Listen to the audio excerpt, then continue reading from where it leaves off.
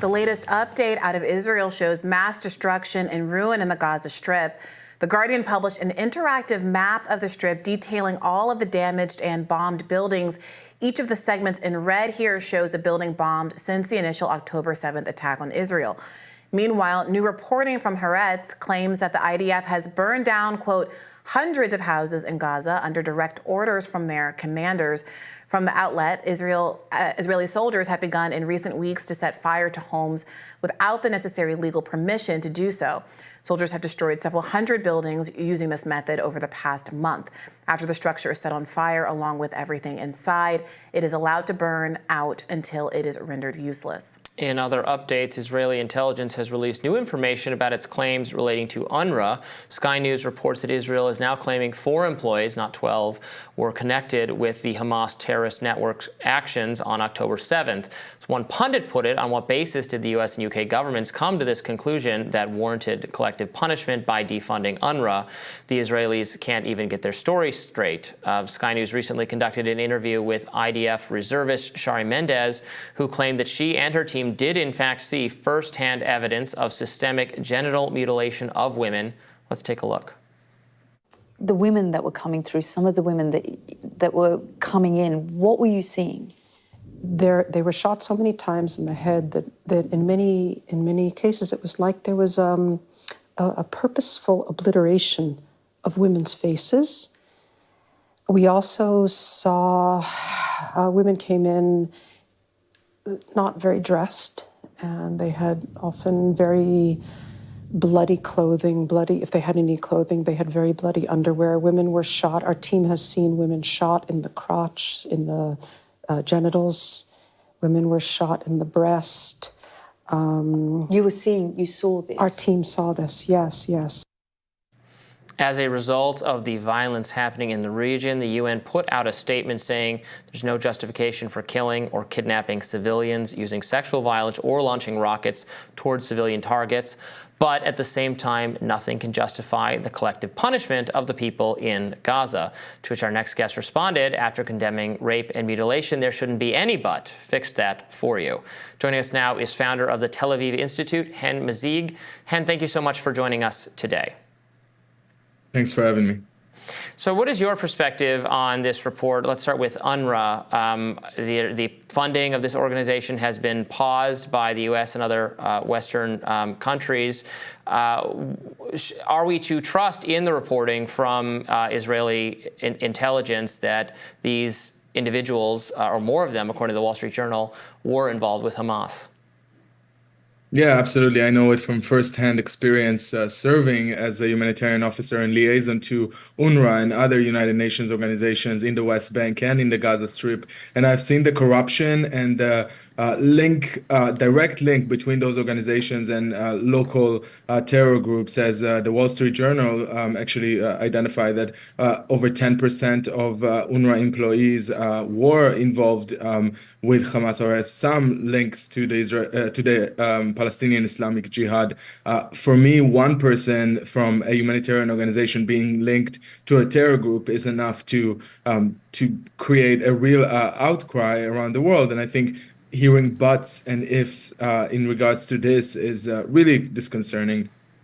I get into this in more detail on my radar, but the Wall Street Journal alleges that there are, quote, connections with 10% of UNRWA workers. And when it went on to describe the connections, it alluded to things like 50% of UNRWA staff members having a close family member who they say have connections, which is pretty attenuated. Do you think that's sufficient basis to cut aid by about 60% to an organization on which 2 million people in the Gaza Strip rely on for food, medical supplies, et cetera, as they're going through what has been described by many actors in the international community as genocide conditions? So there was a lot of mischaracterization of this act, which you just allude to. So first of all, the funding is not being cut. just funding that was promised for this year is going to be suspended, and they're going to investigate it. There are many ways to give funding to the Palestinians in Gaza. And in fact, when $1.17 billion in 1 year in 2022 was given to the Palestinians in Gaza, and to see the amount of terror tunnels and rockets and guns and ammunition that was being collected by Hamas, it's really, really scary to think that this money that should have gone to Palestinian civilians instead went to other places. Instead of building more hospitals, building more tech industry for the Palestinians in Gaza, providing some promise of a future. And that's the problem with UNRWA. The United Nations Relief and Work Agency for the Palestinian Refugees was created with that in mind, to keep the Palestinian refugees, to perpetuate their status, and to never give them hope of a better future. And I want a better future for the Palestinians. Ultimately, isn't the goal for Palestinians who are being facilitated or taken care of by UNRWA to have a right of return? Aren't they refugees, the largely Gaza Strip residents, refugees that were chased out of their homes during the Nakba 75 years ago, and who ultimately isn't the fundamental issue whether or not they will be allowed to have the right of return and have the same rights and privileges as Jewish citizens living in the area? Yeah, that's a good point. And I can tell you from personal experience, my grandparents from my mother's side came to Israel from Iraq. My grandparents from my father's side came to Israel from Tunisia, together with almost 1 million Jewish refugees that were forced out from the Middle East and North Africa between the years of 1941 to 1972. They all found refuge in Israel, and that's where they were settled. They received citizenship and continued with their lives. My family does not want to go back to Iraq. We're not advocating to get our land back in Tunisia. We were focusing on the future and improving our lives and making sure that whatever land we have now, this is the land that we're going to make a future for ourselves. And we actually came back to our homeland. The only place where Palestinian refugees were actually settled was inside Israel. Today, they're making 20% of Israeli population, over 2 million Palestinians, Israeli Arabs, that receive citizenship. Throughout the Middle East, that's what UNRWA has done. They perpetuated their status as refugees. In Lebanon, Palestinians are being treated under an apartheid regime in Lebanon, where they can't go to the same schools as Lebanese. They don't have citizenship. The same thing in Jordan. Throughout the Middle East, Palestinians are being held hostage by those countries because they are remaining in this status of refugees. Instead of keeping them, and I think it's the most heartless thing we can do to Palestinians, is to keep this hope that one day they will come back to Israel, and my family and 7 million Jews will just be wiped out or go back to where we came from. We can't go back to Iraq. We can't go back to Tunisia. We're staying there. And the Palestinians are going to stay there as well. We have to find a way that will not be relying on some crazy fantasies that Israel will cease to exist. It won't cease to exist. Palestinians are not going anywhere. We have to find a solution for a future for Palestinians. I think the argument is not that Israel has to cease to exist, but that it can stop being an apartheid state which privileges Jewish residents in Israel over those of other religious or ethnic heritages. Specifically, Biden has been so moved by the abuses against Palestinians in occupied territories in the West Bank that he just is expected to issue an executive order shortly addressing that Israeli settlers have been targeting and murdering hundreds of Palestinians in the West Bank, where there is no Hamas, since the events of October 7th. Moreover, obviously, as you're well aware, Amnesty International and a number of humanitarian organizations have characterized Israel as an apartheid state, specifically because of the disparate treatment of Palestinians in Israel.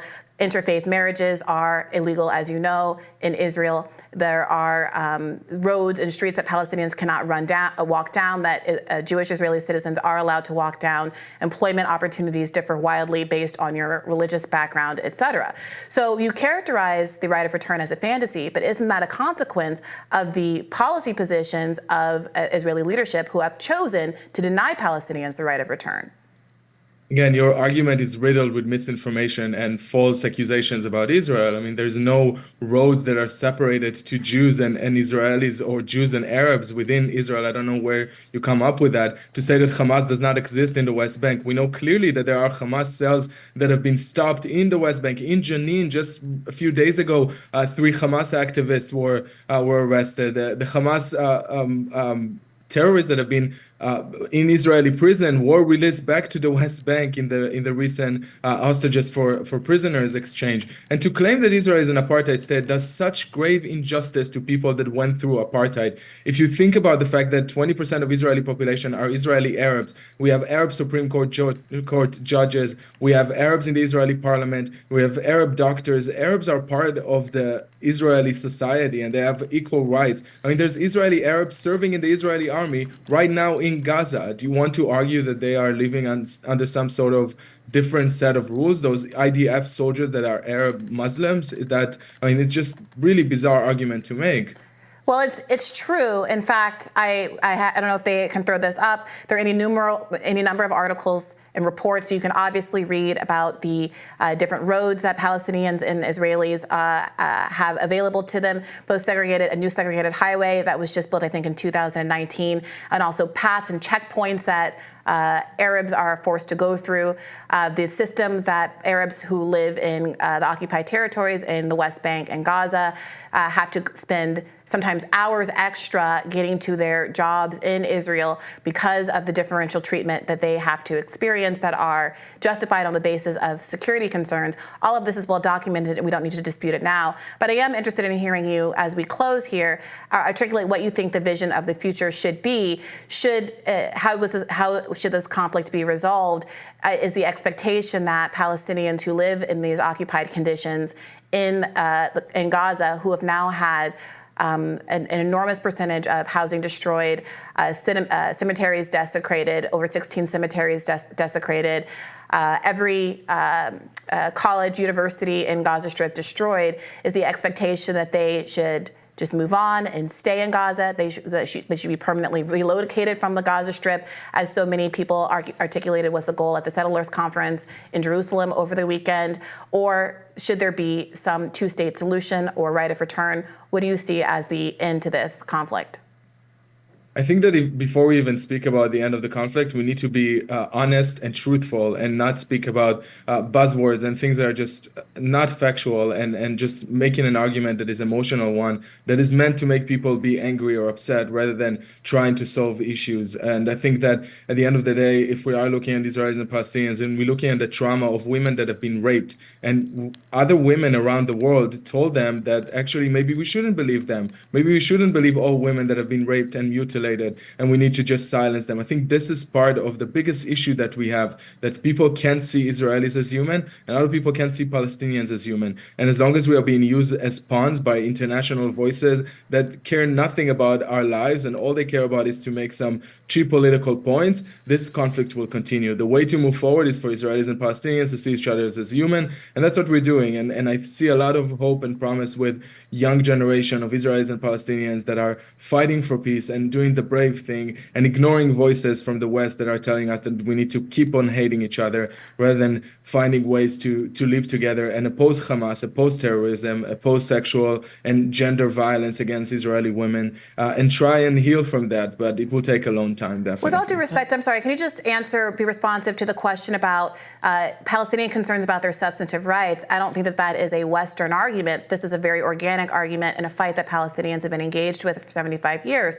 What should be done to address their substantive concerns about being treated equally in Palestine, arguments for either their own state or for full treatment under the law in Israel and the right to return? Do you have any thoughts about how to resolve those fundamental claims that are driving this conflict?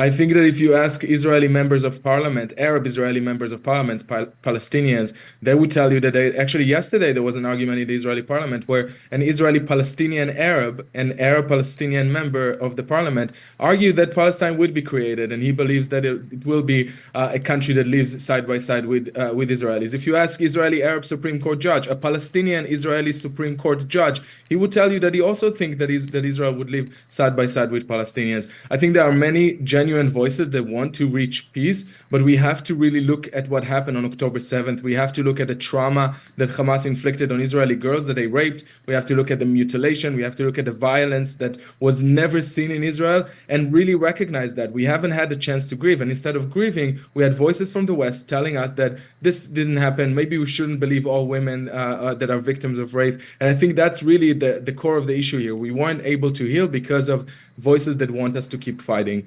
I believe in peace. I'm going to continue fighting for it. Just for the record, an Israeli member of parliament the Israeli parliament is voting to expel a lawmaker specifically because he articulated support for the genocide case. That is the condition that people who are supporting or even articulating any interest in the humanitarian concerns of Palestinians are experiencing in the Knesset right now. We appreciate you joining us and offering your perspective. Please feel free to have the last word if you'd like.